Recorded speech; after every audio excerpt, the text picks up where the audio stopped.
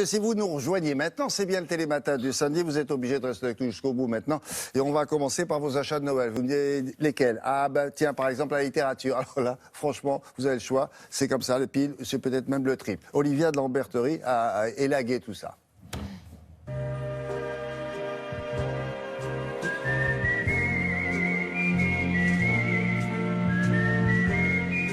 Ça n'a pas été facile ça, hein, parce que pour arriver à extraire de la pile en question qu'on voit dans les vitrines des libraires, hein, 2 livres, comment faites-vous? J'ai choisi les plus gros aujourd'hui. Oui, les plus lourds. Les plus lourds. Ah oui, d'accord. L'encyclopédie du western de Patrick Brion aux éditions Télémac. Il y a 2 volumes. Ça pèse un âne mort, comme dirait ma mère, et c'est génial. Il ne faut pas se fier justement au côté très très volumineux du livre parce que en fait c'est comme une petite Madeleine pour 2 raisons. D'abord parce qu'il est écrit par Patrick Brion. Oui, c'est la Bible. Patrick Brion, la Bible, l'homme du cinéma de minuit. Oui. Et quand on lit le livre, on entend sa voix très particulière. Oui, et la deuxième chose, c'est que quand vous ouvrez le livre, vous regardez, vous allez de film en film, et là, vous vous souvenez du moment où vous avez regardé ces westerns. Parce que le western, à mon avis, plus qu'aucun autre genre de cinéma, c'est un genre qui est inscrit dans la mémoire populaire et dans l'inconscient collectif. On se dit, ça c'était à Noël en famille, ça c'était sur le canapé avec mon petit frère. On se rappelle du moment où on a vu le film. Après, c'est drôlement bien fait. C'est chronologique, avec un index évidemment à la fin. Plus de 1100 films, plus de 1200 photos. Ça n'a jamais été fait dans le monde et dans ses environs, j'ai envie de dire même. Regardez ça. Alors, c'est quoi ça, à ce point? Et en plus, il y a un autre intérêt au fait que ce soit chronologique, c'est que du coup, vous voyez vraiment l'évolution du genre. Alors, je suis devenue incollable en western. Premier western, 1903. Ce qui est rigolo, c'est que dès les débuts du cinéma, Griffiths fait un western. John Ford, il fait son premier western en 1917, il a 23 ans. Malheureusement, on a perdu le film. Après, vous avez l'âge d'or du western, les premiers westerns comme ça.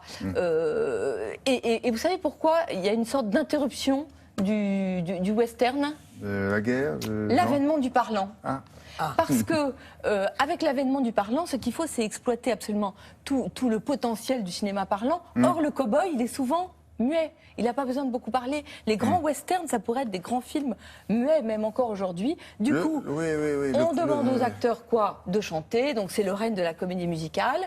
Et il faut attendre le Technicolor pour que le western renaisse de ses cendres. Et là, dans les années 40, les années 50, vous avez vraiment l'âge d'or du genre avec les plus beaux comédiens du monde, que ce soit Gary Cooper ou Jon Stewart. Mais ils ont tous fait ça. À l'époque, quand il fallait savoir monter à cheval, il fallait en faire un au moins dans sa carrière. Voilà. Vous avez les plus belles filles du monde aussi qui vont en faire. Souvent votre genre, hein, Jennifer Jones, Bibi Anderson, Claudia Cardinal. La brune aux yeux bleus. Ouais, la brune aux yeux bleus avec des cheveux longs, non, c'est un peu vous.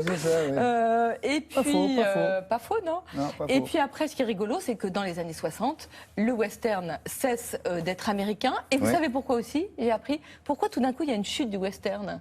Parce que guerre du Vietnam, parce que Cuba, et si vous voulez, la situation internationale et américaine fait qu'on ne peut plus parler de la guerre contre les Indiens de la même façon. Et on ne peut plus mythifier le Far West et les guerres qui vont avec. Donc du coup, il y a un déplacement du cinéma américain vers le cinéma italien.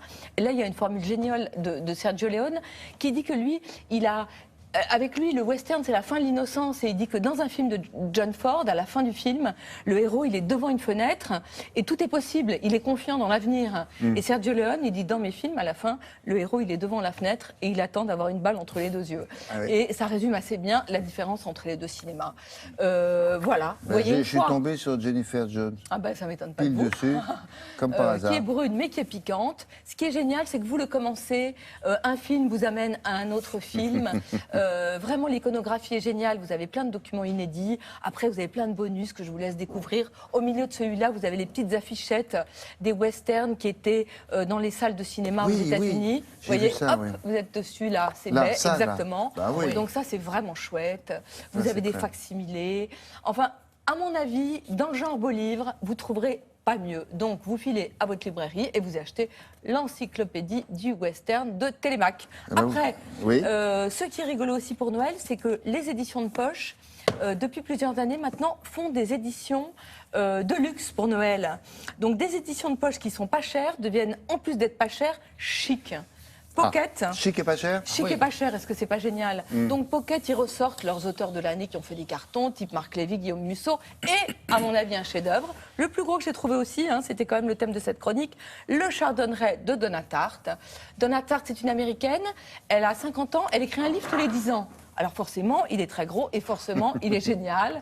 Le Chardonneret, les années 90, un petit garçon dans un musée, il y a un attentat, il perd sa mère et il y a un monsieur qui lui dit « Prends ce tableau, prends ce tableau ».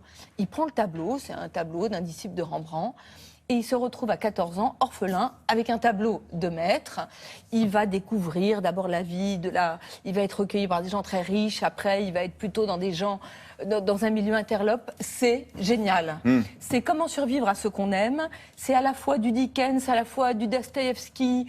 Qu'est-ce qu'on fait de sa culpabilité d'avoir survécu?